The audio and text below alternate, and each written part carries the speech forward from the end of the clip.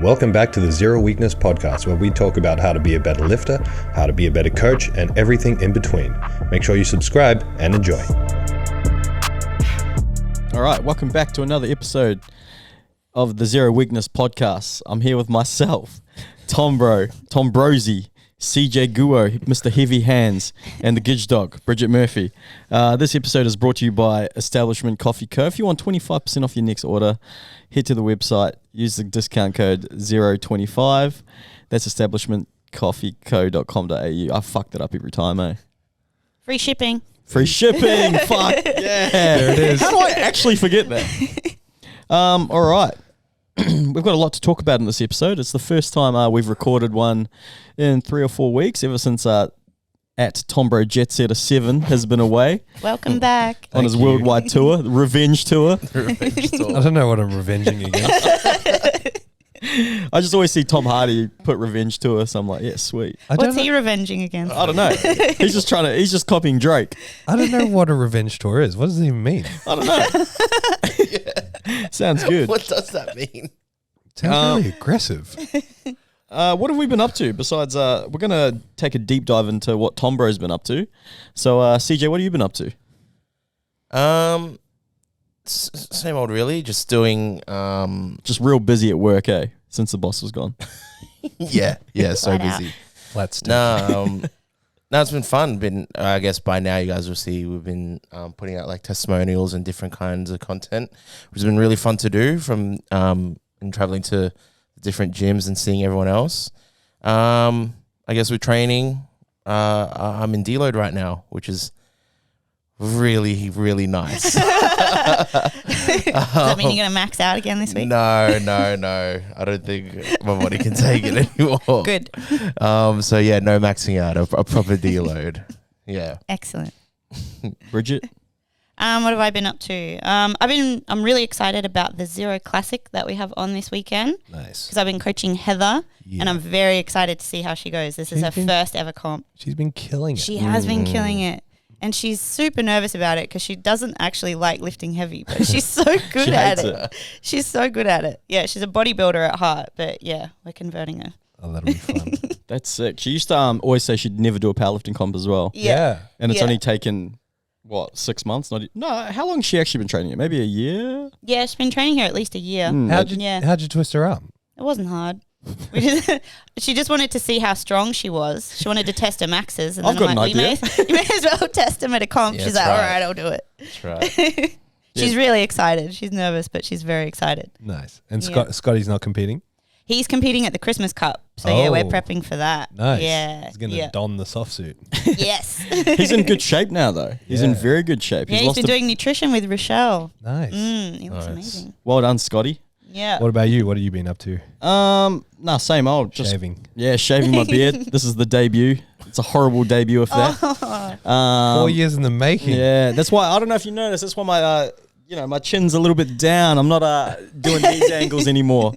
What have I been up to? Same old, just work, training, living, breathing. I'm still alive. Running. Yeah, running, swimming, lifting. I've just been doing it all and I love it. I'm a real good player. I love training.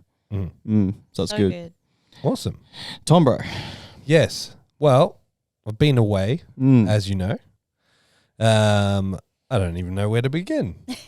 I went to the UK. I actually went to the UK just for the comp. So I was just going to handle and coach Dale Longford over there at the Irish Pro. And it made sense to sort of organise some work over there to sort of cover the expenses of the trip. So I did a bunch of workshops over there, did one in Ireland, in Cardiff in Wales, and then up in Scotland in Edinburgh. Nice. So you went to Ireland first? Yeah, so I flew into Ireland, met up with Andrew Blackwood, a Zero veteran, a lifetime member. I don't know if I'm allowed to say, but they're coming back.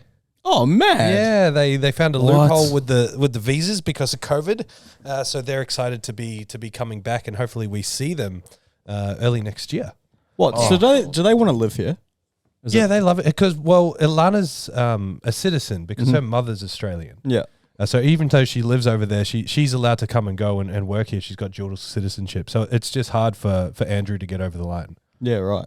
So they're just navigating that, and I think that's their plan eventually. They love it over here, and Ireland's not very nice to live in. Mhm. Like as Really? in, it's a beautiful place, but man, it's expensive over there. Wow. Like insanely expensive. Everything. I couldn't believe it. So it was actually really handy because I reached out to them and I'd helped them out here with the gym with a few things, and they helped me out and put me up with a place to stay at her family's house. So I hung out with her family for a couple of days, which is really cool. Had a blast over there with them. Then did a workshop, woke up really early in the morning, flew to Cardiff, did a workshop there, and then hung out with Jordan in Cardiff for a week. Then went back to Ireland, did the comp, and came back to the motherland and stayed with Dale Longford and checked out his part of town up in northern Wales for 4 or 5 days. Then went through London to Scotland and then came home. How far away do Dale and Jordan live from each other? Like probably a 4 or 5 hour drive. Quite a while. Yeah. Yeah, quite a while. But beautiful part of the world, beautiful part of the country. I've never had any desire to go to the UK whatsoever. Like I've had opportunities to go there while I'm in Europe, and especially London has never had any sort of appeal to me. So it was good to be not forced to go over there, but go over there for a purpose. And I really enjoyed my time over there. I got to see some really cool stuff that I've always wanted to see, like Stonehenge. Got to see real life Van Gogh paintings, and that was a big highlight for me. I really enjoyed that. And just seeing all the old historical stuff. I'm always stunned as well by how freaked out people get by the way that I travel. People really find it anxiety inducing. What, the last minute flights? Yeah, I just don't have anything planned. So like when I was going to Scotland, the guy that did it, we know each other through the powerlifting world and have known each other or of each other for many years. And so he just reached out and was like, "Whoa, well, you're in the area. Do you want to come up and do a workshop up here?" So he organized the whole thing. And so he's like, "Okay, well, we'll hang out when you arrive in Scotland. When does your plane land?" And I'm like, "Oh, I'm not sure." And he's like, "What do you mean you're not sure?" I'm like, "I haven't booked it." And he's like, "You're coming tomorrow." And I'm like, "Well, I might be." And he's like, "What do you mean you might be?" And I'm like, "Well, if there's no flights, I can't come tomorrow." So anyway, I ended up catching a train, threw him off, hit him with the old switcheroo. But it's handy because I was flying standby on the way home, and it went from London to LA, was meant to get on a plane 3 or 4 hours later and come home. It's like 11 at night, and they're like, "Oh, sorry, we're putting cargo on the plane instead of people, so you standby people can go home." And so 11 p.m., not planning to stay there, my life has prepared me for this. I'm just like, "Oh, that's all right, I'll figure it out." That's actually really good. Yeah. See, when I got to London, I had nowhere to stay, so I went to the hotel, got on their free Wi-Fi, and then booked the hotel at the hotel, and then went to the desk and was like, "Hey, I just booked this room." That's how I live my life. Why didn't you just go to the desk and ask to book a room? Cheaper online. Oh, okay. Yeah. Oh, Right. yeah, right. Okay.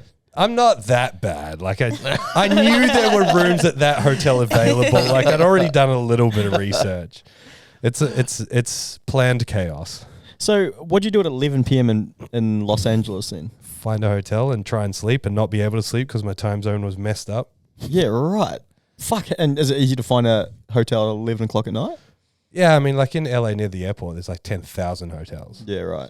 Yeah, it's fine. Oh, sweet. And when you're in Wales, there was a heat wave, wasn't there? Everyone was talking about it. Yeah, I mean, What's the heat wave like There over was there? there was a Welsh heat wave. Yeah, I was just wondering how hot actually was it? It was a cold Gold Coast summer's winter's morning. It was pretty much like our October. Okay. So it was nice. It was really nice. So you could chuck a jumper on if you wanted to. Yeah, I mean, they seem to wear jumpers all the time. I find that quite strange. Yeah. Everywhere was hot. Like the public transport was super hot. Yeah. The museums and stuff were all super hot. I struggled. Yeah, I just don't think they're equipped to deal with the heat over Because there. nowhere has functioning aircon or fans as well. Jordan's like, "Oh, you can borrow my fan." And I'm thinking, yeah, okay, pedestal fan, put it by the bed. It's like this big. It's like, yeah, just put that by the bed. Jeez. Oh, No, I survived. That's good. What'd you think of Scotland? Loved it. Highlight of the trip by far. Yeah. Yeah. As in, like, in terms of place, highlight of the trip. Yeah. That's Beautiful. sick. Where'd you go in Scotland exactly? Just Edinburgh, nowhere else. Yeah. I was only there for 2 nights? Mm-hmm. 2 nights. Can't remember. 3 nights? 2 nights. I don't know. 1 or 2 nights. 2 or 3 nights. Yeah, cool. A couple of nights. Yeah, I didn't actually get to see much of Scotland, which I was a little bit sad about. Because once I realised how cool it was, I had to leave and come home. Yeah, right. And then you went to London after that. And you left just before the Queen passed away, didn't you? Yeah, so went to London before Scotland, went to London on the way. Oh, yeah. But yes, very grateful to have been able to see everything I needed to see before all that happened, because I'm sure it would have been chaos. Chaos. Yeah. That would have been chaotic. Yeah, wow. R.I.P. Her Majesty. Yes. R.I.P. All right. I got a new segment for you. You got to hit me with a quote. You know, it could be inspirational, it could be funny, it could be... You start us. It could be something that you live by. It's just got to be a quote. All right. So my quote is,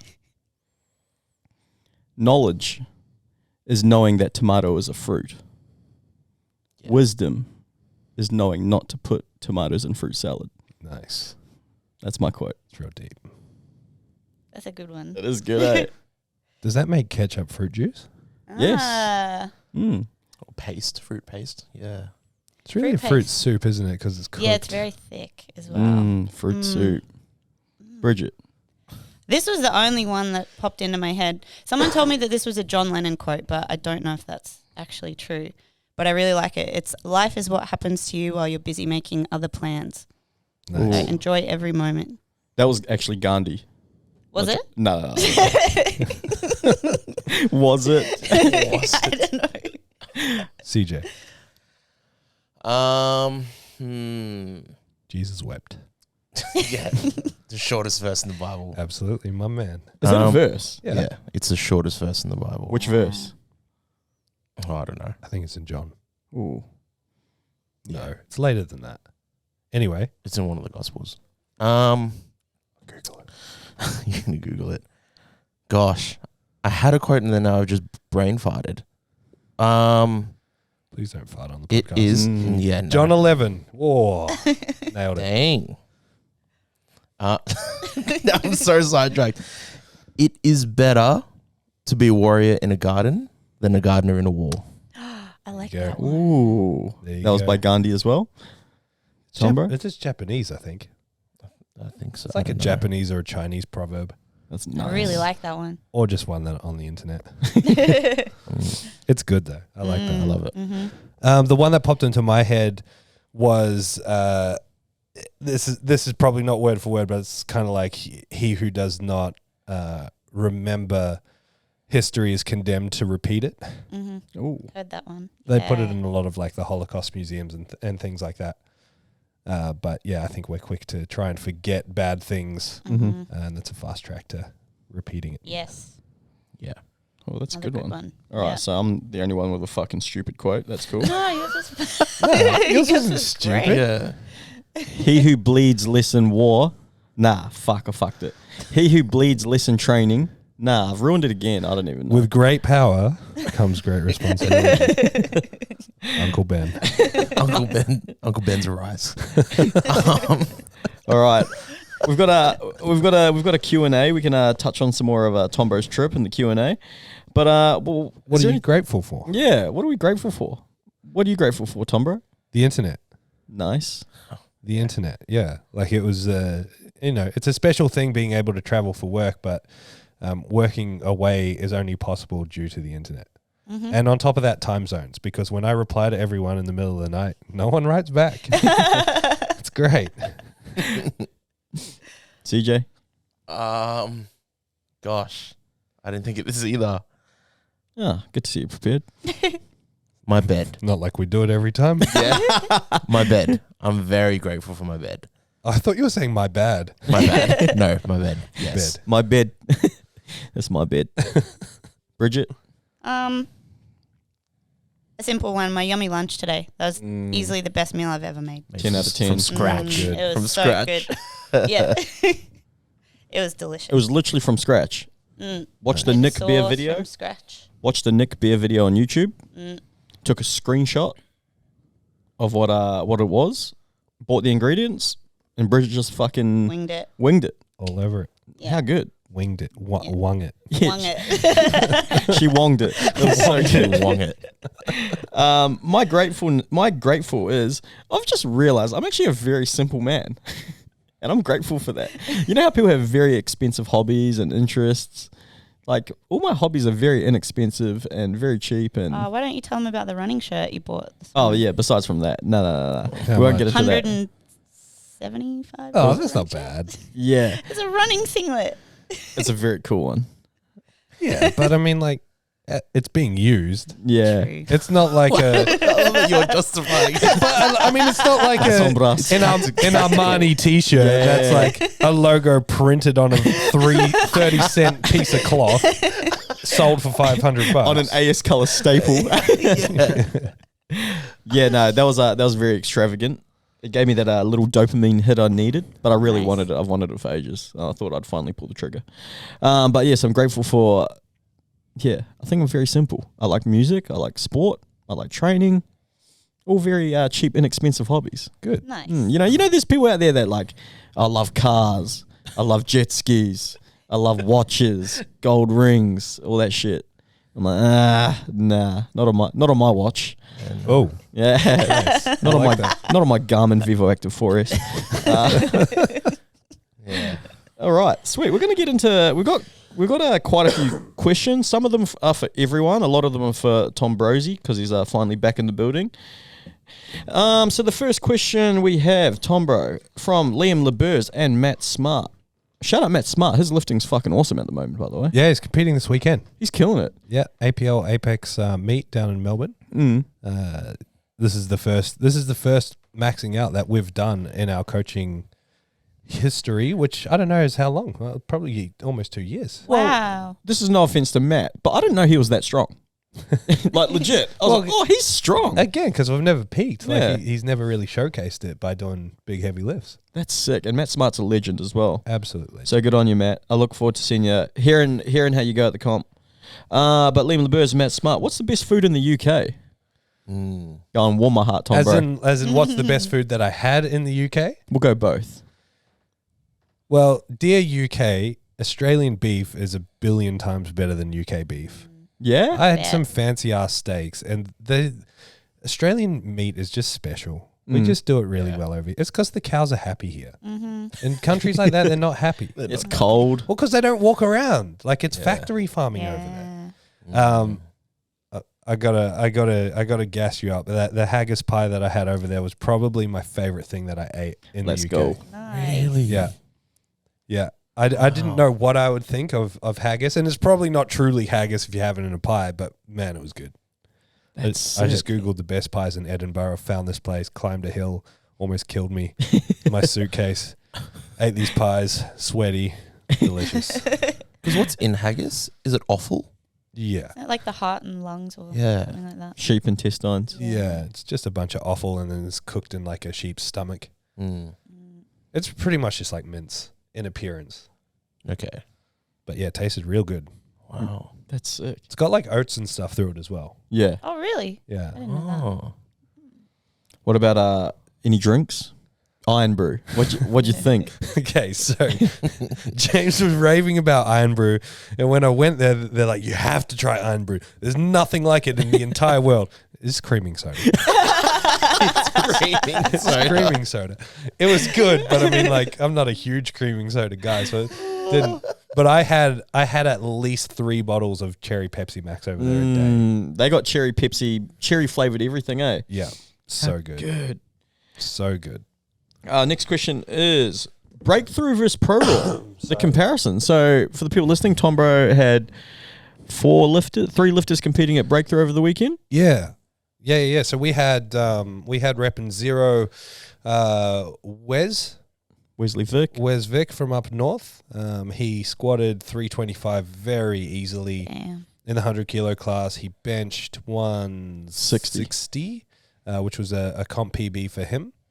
And then he deadlifted 285, and he's been having this grip issue. So he deadlifted 300 on his second and third very, very easily, but just fell out of his hands. So it's something that we have to really go back to the drawing board with and get on top of his grip. Dylan was his first comp back. A lot of people don't, I think he made a post about this, but a lot of people don't realize he tore his quad 3 weeks before the comp. So he actually pulled out, and I talked him back into it. He was ready to pull the pin, and I'm like, look, man, it's a minor tear. I'm pretty sure we can salvage it. Here's what to do rehab wise, and he looked after it. And so he went in blind because he, from that point of tearing it, didn't do any squat or deadlift sessions. He did some light, like moving around work, but no actual sessions. So he came into it unknowing like what we were going to squat. So we put in a really light opener. Then we bumped it up when he was feeling good in his warm-ups. He did his opener, which was 370, and it was in his head enough to spook him. And he really wanted to walk away with a decent deadlift. So we decided just do the opener and leave it. Not worth risking tearing the quad. Then he benched really well. He went to 20 opener, 232 second, then put 242 on the bar, which he would have nailed easily, but he felt his pec go a little bit funky on the way down, and he's had a few pec tears. And again, same thing. There was no point in pushing it. Nothing was on the line, so he decided to just flop onto his chest and not push it up. Didn't want to risk tearing his pec, which is fair enough. And then he deadlifted 400. Wow. The goal was to go and break his own current all-time deadlift record, which is 410. And he was strong enough to do it, but he minced his hands to bits on that 400 attempt, so that was it. That's nuts. And then, of course, Joseph Whitaker, that was the wild part of the day. So it was always going to be pretty close between 3 or 4 people on overall, and the way that breakthrough worked was that there was prize money given on overall on dots and the biggest total of the meet. I think the biggest total was 10 grand and the overall was 5, or vice versa. I'm not sure how they did it. And so once we knew Dylan wasn't going to lift his best after his squat, we knew that the total was kind of in the bag for Joseph if he kept things together. So we were chasing that, but we also knew it was very close on overall. Like I had sat there the night before and predicted everyone's totals and worked out the dots, and there were like 4 people within 1 or 2 points of each other. Like crazy. Jeez. Insane. So we did his first and second squat. So he went what did he open on? 415? 415 opener, 432 second. His 432 was fine. There was more in it, but probably not enough to justify doing a third without gassing him. So I made the call to just leave it there. So we left it at his 432. He benched 240, 250, 257. And then he deadlifted something. He deadlifted like 330 opener, I think 350 second. And so on the second attempt, we picked an attempt that had him less than half of 1 dots point ahead of Mitch Lee, who was in second place and going for the win as well. Mitch Lee was going to try and pull 350 on his second, which would have bumped him ahead, and then we were just going to try and beat whatever he had pulled. We were just going to chase the win on the third attempt. But Mitch pulled the 350 to the top, locked it out, and then just couldn't get his shoulders back and put the bar down before the down call. Oh. So he missed out. Like his grip was going, which is why he couldn't pull his shoulders back, but he was holding it there. Like he was hanging on for dear life, but he just couldn't get the down call, like wasn't locked out enough. So he put it down. So we had the lead, again, only by half a point, but then we had the advantage because we just had to beat whatever Mitch put in for a third. So he tried to pull for the win, couldn't pull it. And so I put in a number that then put Joseph at number 4 all time in Australia and number 1 all time in the 140s in Australia. Wow. So he ended up with 1052, won the overall, 1 on dots. So he was a very happy boy. So you walk home with 15 grand. 15K, yeah. 15 in powerlifting. Yeah. Wow. Yeah. Was there a coach's commission? Surely. I got a hug and a photo. A cuddle. He's the man. He's such a nice lifter as well. Very good. Very well deserved. These lifters put in a lot of time and energy and hours, and 15 grand sounds like a lot of money, but for the amount of work that someone's put in over the years to get to that level to win that kind of money, I mean, it's barely scratching the surface of what they've put in versus now what they've taken out. So very well deserved for Joseph. I've never actually met Joseph, but we speak on Instagram every now and again. He just seems like a lovable bloke. Yeah. Yeah. He is. Everyone loves him, eh? Absolutely. Such a nice guy. Really, really, really good dude. Loves lifting. Like, absolutely loves it. But The actual question, pro raw versus breakthrough. There's pros and cons to both. I think both were absolutely fantastic.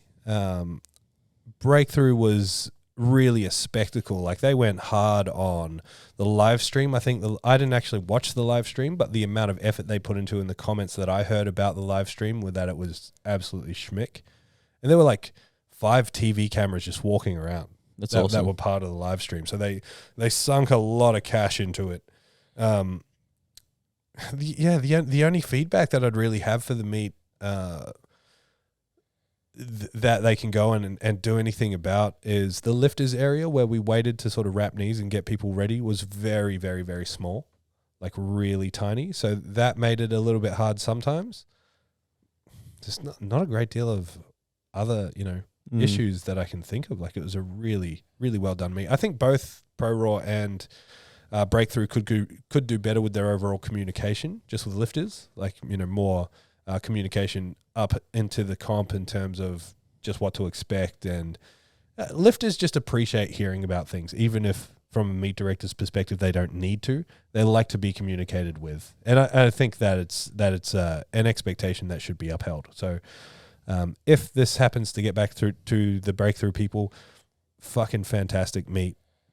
2 tiny little things that could make it even better than it already was. What I loved about it is it was like a spectacle. They had interviews and They had a live rapper. that's sick. It was Really? it was actually really cool. Yeah, he killed it. Wow. Yeah, because it's Maryland. It's like 1-4 territory. That's so cool. Yeah. That's awesome. No, that's cool. Like, I want to see more meets where people put on a show. Like, I don't know if you've seen where, like, Russell Orhe in America at weigh-ins last year, he walked in with a fur coat. And he had his like camera crew, and it was like the NBA. Nice. Like, when you watch basketball, you think that's fucking cool, and he was doing that in powerlifting, which is it's pretty funny because if someone did that in Australia, we'd all be losing it. It's the funniest thing ever. But I think it's cool. It's entertaining. Yeah. And what I saw online from Breakthrough, I thought it was entertaining. It was, and one of the funniest things at the meet. So there's a guy, Kevin Yuan, and Vasa. Vasa is the arguably the best 3-lift bencher, or not even arguably, he just is the best 3-lift bencher in the country. Like, he's got the highest bench press in a 3-lift competition of anyone in Australia, and he's he won Pro Raw. He beat Joseph at Pro Raw. He jumped in last minute and did bench only with Kevin Yuan, and his plan was to just put 2.5 kilos on whatever Kevin did. Like, Kevin missed his opener on a call, so then Vasa went out 2.5 heavier and did the same thing, just purposely missed his opener. On the second one, Kevin's bum came up, so Vasa went out and did exactly the same thing. It was really funny. Jeez. Like, yeah, the crowd lost it. It was very entertaining. That's Berserker. Yeah, He's a weapon. He's eh? a big human being. big boy, very nice guy, very cool guy. That's sick. Also, another just a shout out to Josh Takua as well. He's not coached by Zero, but he trains at Zero. He's a resident here. Tombro, you want to talk about his performance? Yeah, I wasn't actually there. So Oh. he was on the Saturday at the USAPL comp, but he crushed it. He finally got his 300 squat. He did 302.5. Yeah. He benched, I believe, a PB of 190. Yep. And deadlifted 320. 320, yeah.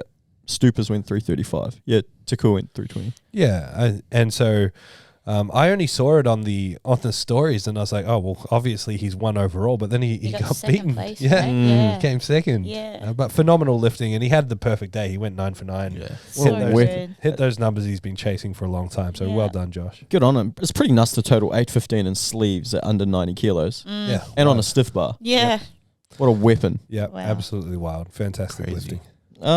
Next question. And again, I wasn't there on that day, but apparently all I heard about the USAPL day on that Saturday was good things. So Yeah, the guy he lost to was Charles Okpoko. I don't know how to pronounce it. Charles Okpoko, sorry for butchering that.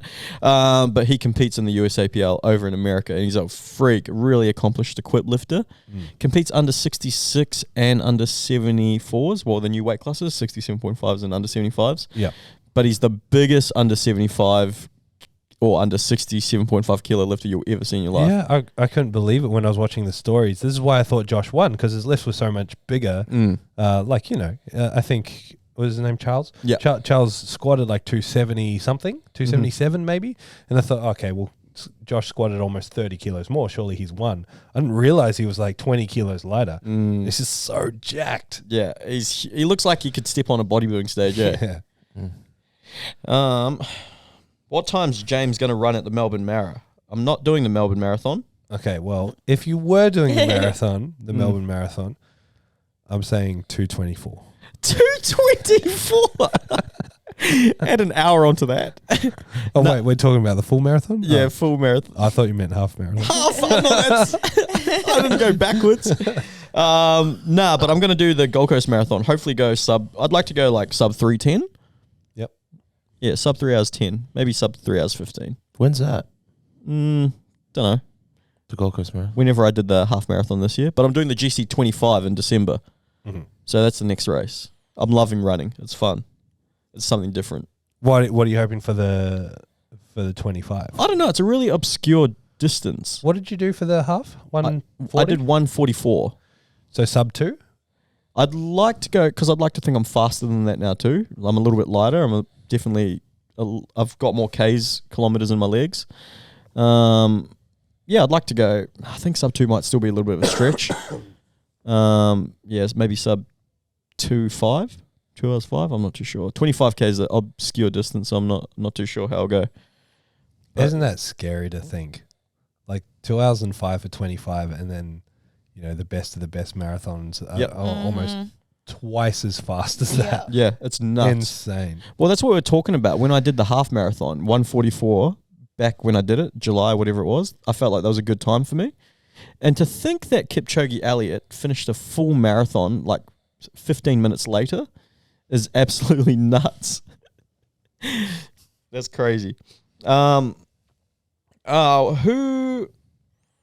this is for you. Who is the new business coaching development suited for? Is it specific to powerlifting?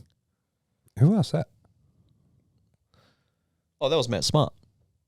Oh. Does that mean to be under wraps? No, well, I don't think I've ever mentioned it like publicly yet. Well, I was about to say, I work for Thomas. Don't even know this. Yeah, no, I can't remember if I've said that out loud. But Matt's done some private mentoring with me, and I've spoken to him about the fact that I'm doing a business specific course for people in the coaching and fitness industry. And I mean, ultimately, that's what it's going to be aimed at. I mean, it's all principle based stuff anyway. Like the principles of business apply to whatever. The people that or the resources that I've used to learn business stuff aren't all necessarily fitness people or fitness industry people. So, but really, that's who it's aimed at: coaches, gym owners, personal trainers, that kind of thing. That's sick. When is that? Has that already launched, or is that launching soon?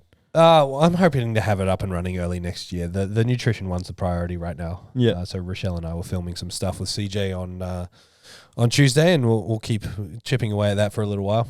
That's exciting. And then I can start working on that. It is exciting. Fuck one, marry one, kill one. Oh, I hate these. Joseph Whittaker, Dylan Halregal, and Andrew Cooper. That's a fucking scary lineup. Who would you marry? I'd marry Joseph Whittaker. Yeah, no, I'd marry Andrew Cooper too. They're both sweethearts. I'm not fucking any of them. Kill one. Who would I be more scared of? I'm not killing any of them. I Yeah, love them all. hell no. Yeah. But they're all scary too. That'd all be impossible to kill. Mm. You'd shoot one of them in the head, and they'd just pick out the bullet and be like, "Did you drop this?" Bounce off. Sorry, mate, you dropped this. Well, Cooper did deadlift 300. Nah, they're all freaks. Yeah. Andrew Cooper deadlifted 300 the other day. I Doesn't saw. do deadlifts or legs or any lower body. Doing 220 bent over rows. Yeah. Rowing. Just silly. What a weapon. Khan Stevenson. Who is your favorite staff member and why is it Captain America? Next question. Oh, Khan, you idiot. Lydia, how many times did you get delayed flights? If 0, I'll cry. Actually delayed.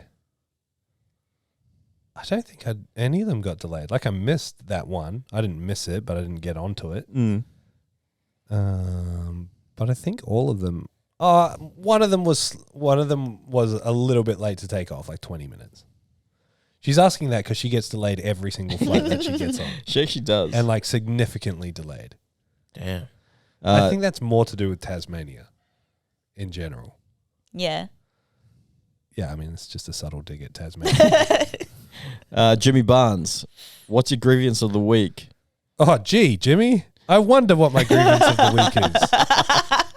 Maybe it's you purposefully throwing thousands of kilos onto my equipment off your back for no good reason. Yeah, and onto my arms. And trying to kill my staff members in the process. Hang on, I don't know about this. What? You haven't heard that?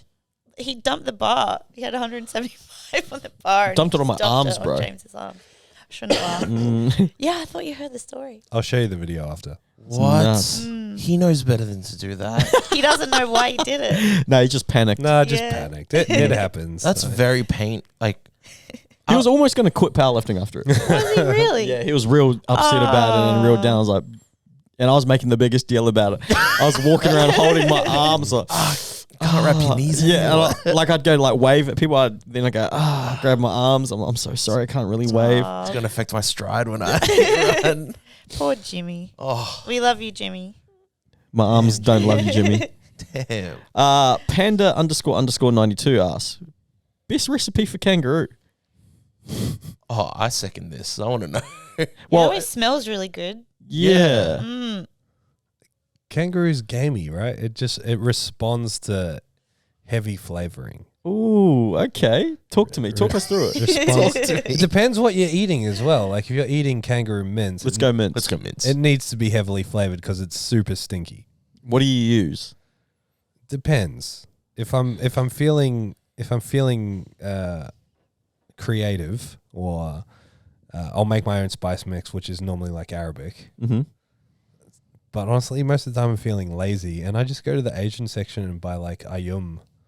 Like curry bases. Yeah, nice. Like just like a Thai red curry base, or the Japanese curry base is really good.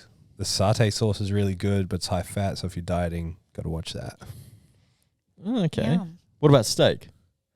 Salt and pepper. You don't need to go crazy with that. All right. The kangaroo steaks are really mild. I don't get it. Like it must be to do with the fat content, because the kangaroo mince stinks and is really gamey. But the actual like fillet steaks or whatever, they definitely don't taste like beef, but they're not off-putting. Have you tried Daniel Carpenter's seasoning recipe? I tried that and I hated it. The French onion soup mix. I've never cooked it. Oh. I think I've had a bite of his when he wasn't looking. Like I'd almost guarantee I've had a bite of his when he wasn't looking. Well, I copied him because, every time he whips out one of those glass containers, I'm like, that looks so good. He's got a fancy little spoon he eats with. And I remember I prepped like a whole week's worth of kangaroo mince. Had the first one, I was like, this tastes like shit. Not doing that again.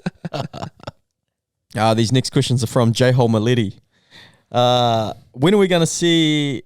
Shout out J-Hole Maletti, by the way. He's a legend. When are we going to see Thomas playing music on camera? Never. The people need to see it. No. They do. They do. Brick, he actually used to give me lessons on a Friday after work. Wasn't it one lesson? I think it was 2. This is also from J-Hole Maletti. This is for everyone. What training moment / lift are you guys most proud of? CJ. Oh, yeah, when I deadlifted 252 at my last comp. In my prep, I dropped 250 twice. Couldn't grip it. First time I couldn't grip it, and then I got straps and didn't even get it past my knees. And it was really in my head. I really thought going into comp, I really wanted 250, and I didn't think I had it in me. And then after I pulled 240 in my second, and James was like, right, 252.5. And I was like, oh, I've never done that before. And he was like, yeah, that's why you're here, idiot. And I was like, oh, all right, okay. And then I did it, and I remember I got the down call, but I held it for longer because I really wanted to prove to myself, like, I can hold this weight now. Yes. And then, yeah, that was like a very emotional moment. Amazing. I think that's one of my favorite parts about powerlifting, Thomas, is when you put someone through a peak and then you call numbers on the day that's more than they've lifted for like second attempts, and they're kind of freaking out, and then they do it so easily and they're just so astonished. So good. I love it. Amazing. Tombro? Favorite training moment? Yeah. Oh, can we come back to me? Yep. Bridget? Um, Favorite training, favorite lift that you're most proud of? that I'm most proud of? I don't know. Maybe just it's not a 1 rep max, but a volume set that I did a couple of weeks ago at 100 kilos. I got 8 reps and I really surprised myself because I used to be really intimidated by 100 and it's nothing to me anymore. So that was really cool. That's awesome. Because I still remember when we did a session, it was like 80, 90 kilos and you like struggled to do it for 4. Yeah. Like maybe a year ago. Yeah. Good job. Yeah. Tombras? Can I say 2? Yep. 2 come to mind. One is when I did that equipped prep a couple of years ago, I pulled 370 in training. And it was just like on all 3 lifts week after week was just kind of uncharted territory. And it'd been a long time in my lifting life where that had been the case, where like each week was something bigger that I hadn't touched before. And it was just, it was almost like a juvenile sense of lifting astonishment moment where it's like, I don't actually know if I can do this. And then I did it kind of thing. The other one that really comes to mind is it was prepping for one of the Pro Raws, maybe like Pro Raw 11 or something. I like finished, I always train conventional right up to close to a meet before I add sumo in, normally because my hips are cooked. And I was at the end of the conventional block and I had to pull 310 for a double and I failed the first rep. And I walked away and I was like, you didn't even try. So I went back and I pulled it for a double straight away. And it's just like that moment I just remember being like, okay, well, it's nice to have these reminders that your body often tells you to stop when your brain often tells you to stop when your body's got so much more in it. And just learning to tell your brain to shut up and do what you need to do is sometimes a good lesson. Nice. That's it. What's yours? I got a few. Oh, I got just 2 that stand out to me. So the first time I ever squatted 200 in sleeves, I did it for 4 reps. Nice. So I was really happy about that. That's just recently, right? Yeah, that was March, April-ish. And then the other one was, so previous to this, my 1 rep max was 230 on the squat. And it was really, same thing as you, Thomas, uncharted territories. And I went to squat 240 for a triple. And I hadn't even done it for 1, but I did it for 2. I failed the 3rd. I just got wobbly both times. So I attempted it twice, got 2 reps both times, and just got gassed out and a little bit wobbly. But those are 2 lifts that stand out to me. What about your 140 bench? Yeah, no, okay. And your 240 deadlift, that was really cool. Nah, the 140 bench though, that was monumental. Yeah. That was special. Yeah, 5 years in the making, 2.5 kilos. That's right. Hit me up for coaching. That was really special. And it was cool because the whole gym was Thomas has seen me try 140 year after year after year. So that was pretty cool. That was special. I've got one to add to that. What's your most memorable fail? Ooh. Mine's at the Women of Power comp when at 50 just like I nearly guillotined myself. That's right. At 50 kilos. We've watched that about 1 million times, eh? Yeah, that one for sure. CJ? The first thing that comes to mind is when I first attempted 250 in the gym. It's so memorable for so many reasons. It obviously really stuck with me, got to me a bit. But it was like when you guys were all there and I dropped it and I just walked. The first time I threw my belt, I was so angry. The second time, when I had the straps and I couldn't even get past my knees, I was so devastated. I was like, I thought I was strong enough for this. I thought the only thing that was weak were my hands. And I just walked away from the platform a little bit and all you guys came and consolidated me. And I was like, I can't let these guys down again. So that's that kind of really drove me into the comp. Ooh. Motivated you.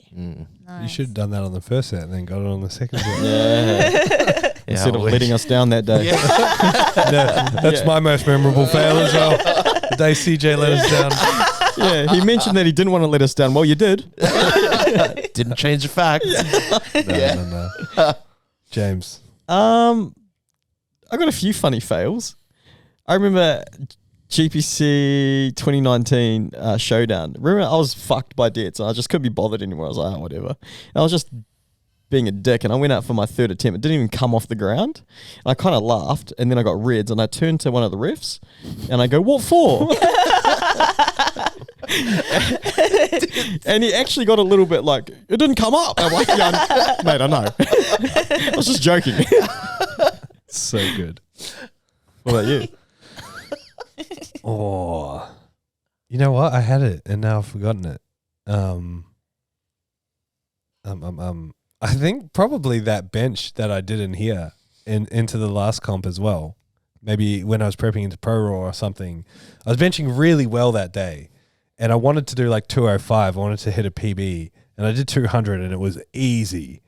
And I put like 205 on, and it absolutely buried me. Was that the one that I gave you the Did calls? the calls for? No, not that day. Not that day. I got murdered by everyone in the gym. That was the week before. I definitely had that, and James gave me about a 16-second long press call.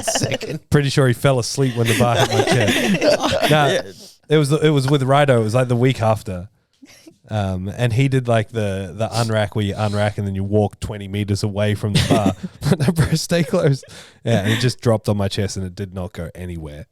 That's quite rich coming from Rado, because he needs you to stand right there the whole time when he benches, because it's the quickest unrack and the quickest re-rack. Very out of character. But the time that I butchered you, Thomas, I got fucking roasted by everyone in the gym. Can't believe you did that, man. That was a long call. But yeah. It's all right. I needed that. Not like I made it to the comp anyway. Or I did and I tore a pec. One of the two. I can't remember which comp it was. Last question is from Hayden at frickin' Postman Pat. Would you rather clients tell you when they have maxed out on a lift? Oh, actually, second to last question, sorry. Would you rather a client tell you when they've maxed out on a lift, Thomas? Yeah. Nice. Why? It's good to know. I want to know if they got a PB. Yeah, sick. Gidge? Yeah, because then if it affects their training, if they're not supposed to be maxing out and it affects their training later, I'd want to know. Yeah. CJ? Yeah. Oh. Do you want to know when do you want to know clients to tell me? Do you want to know when one of your clients have cut their own hair? Yeah. Like, oh, I know. I know when they do. Would I? Have you ever actually called anyone out on that? Oh, what? Like you haven't seen them for, a couple of weeks longer than usual, and they come in, their hair's exactly how it normally would be, but maybe not as good. You're like, oh, where'd you go for this? No. Sometimes I'll suddenly go like, oh, who got your hair last? And they're like, oh, I was in a rush. You were, had a wedding and couldn't or whatever. Or sometimes people feel really guilty. Yeah. Yeah, I was like that when I had the same hairdresser for a long time. Yeah. I used to feel real bad. Yeah, I've Someone had else. guys that are like, I'll see at church and then we make eye contact and he goes, I know. And I'm sorry, bro. I know. I was like, bro, I don't care. Like, it's all right. It's really weird. It's same with coaching. You know when people get a new coach and then they make all the excuses. Oh, man, but when I was with you, it was so... I'm like, bro, I honestly don't care. You can do what you want. You don't go and apologize to KFC for getting McDonald's the next day. Yeah. It's funny, though, because I've never felt like a bigger dog than when I left Connor originally. Yeah? To go get haircuts elsewhere, yeah. Yeah. And I was exactly that guy when I came back. Oh, look, bro, back when you didn't have the booking system and I'd have to wait here sometimes an hour and a half at a time. I'm a busy man, Throw in the excuse I hate the most. I'm just too busy, man. I don't have the time to sit around. All right, last question. This is from X-Monkey X. That's Lloyd Betzel. Oh, Lloyd Betzel. Lloyd. Yum, Obella, or homemade hummus? It's a typo. He meant Yumi's. Yumi's. Homemade, obviously. What kind of question is that? You already know the answer to that, Lloyd. You're just trying to push my buttons. What nationality is Lloyd? I think he's Iranian background, Persian background, maybe. Homemade hummus. I'm so sorry if I'm wrong with that, by the way, Lloyd. Wait, so sorry, I don't mean to sound Careful, ignorant. Careful, very careful. Is homemade hummus? That's just chickpeas in the blender, eh? Am I way off? Talk to me. That's just blended chickpeas. That's what you do though, eh? Yeah, with tahini, Oh, with tahini, lemon, yeah. Okay. garlic, spices, olive oil. Yeah. Oh, okay. Now I get it. Jesus. Lloyd, to answer your question more realistically, and we remove the homemade option, Yumi's. Yeah? Yumi's is definitely more authentic than Obella, in my opinion. Ooh, I always get Obella. Truer to Lebanese flavors. This is the thing about Middle Eastern people. They all claim they invented hummus. Mm. So everyone's no, that tastes wrong because it doesn't taste like what ours tastes like. Ethnics. Always clashing over the same thing. Yeah. It's like the Turkish and the Greek, all the Greek. I got Turkish friends that call. No, I got Greek friends that call Turkish bread Greek bread, and things like that, things of that nature. We're like, no, we invented that. Like, oh, okay, whatever. Who cares who invented it? I eat it. Yeah, it's yummy. That's us. Does anyone have anything else they want to add? Nope. No. Nah, that's good. Thanks for tuning in for another episode of the Zero Weakness Podcast. Welcome back, Tombro. Thank you. It's been a fun episode. Let us know who you want to get on the podcast. Give us some guests to talk to. I've got a few lined up. Nice. Just need to confirm times and dates. Let's do it. Yeah. So Alex and Jerry are going to come on. Nice. Sit with the boys. Possibly might have. Actually, I'm not going to say it just in case I can't. Mm-hmm. But I'll tell you after. Amazing. All right. We'll see you guys next time. Bye. Yeah. Thank you so much for listening to the Zero Podcast. If you want more information, head to our Instagram, Zero_Weakness. Hit the link in the bio for all of our services and any information on upcoming workshops and events. Don't forget to leave us a 5-star review so we can have a broader reach and answer more people's questions. Thank you once more.